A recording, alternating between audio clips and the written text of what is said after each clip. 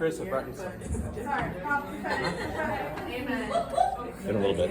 Okay, thank you. Okay. Sorry, I want them to start the time. Okay, well, hi guys. So, I want to start off by honoring my beautiful supervisor, Bethany, and Pastor Shauna, and my kids' team. So, Rachel,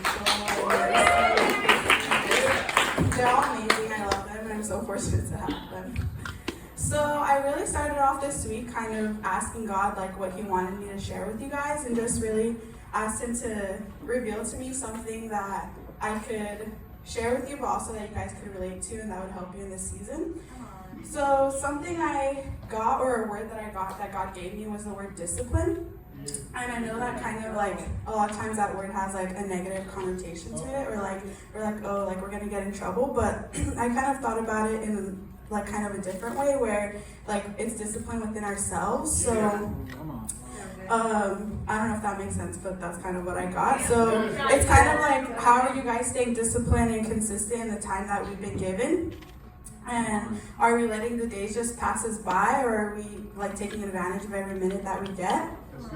And some scripture that I got was Hebrews 12:11. It says, "No discipline is enjoyable while it is happening, but afterward there will be a peaceful harvest of the right living for those who are trained by in this way." And that's Hebrews 12:11. So something that I got of this is, of course, while we're doing the act or something that is good for us, oftentimes it's not really enjoyable, or we don't really find it fun. So like reading our Bible, or like praying, or working out, or eating healthy, like those things we might not see that we're getting something out of it. But God says those that there will be a harvest for the right living and those who are trained by it. So are you spending time like pressing into God, or are you letting the time just pass you by? Are you letting yourself be trained in discipline, or are you just being carefree, or like going with the flow? So God also says you reap what you sow. So in Galatians 6:7, He says, "Don't be misled. You cannot mock God. You will always harvest what you plant."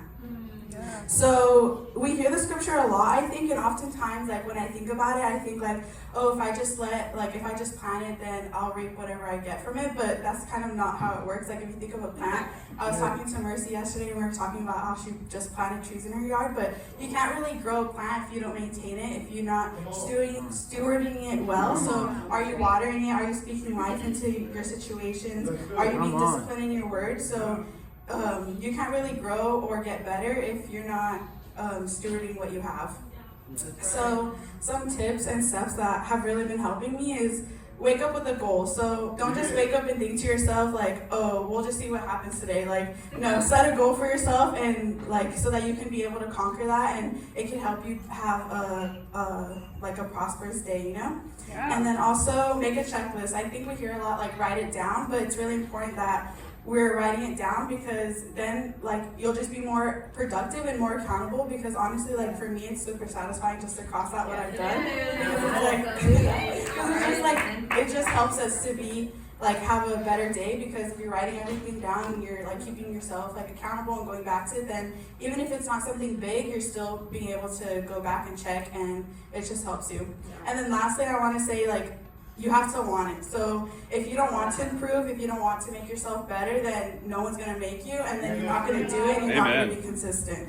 So something like that we hear a lot is like, where's your heart? So if your heart's not in it, if you don't want a better relationship with God, if you don't want to get better, then you're not going to be consistent in it, and no one's going to force you to, because it's your walk with God at the end of the day. So it's how you walk with God, and it's how you're asking God to bless you, and how you're asking God to speak to you.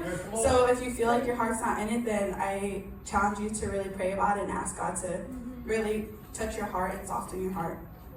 So that's pretty much it. I hope this helped you in some way or spoke to you, because it definitely has been helping me this season. It's definitely something that I've been challenging myself to be more disciplined and more consistent in my walk with God and other areas of my life. So thank you.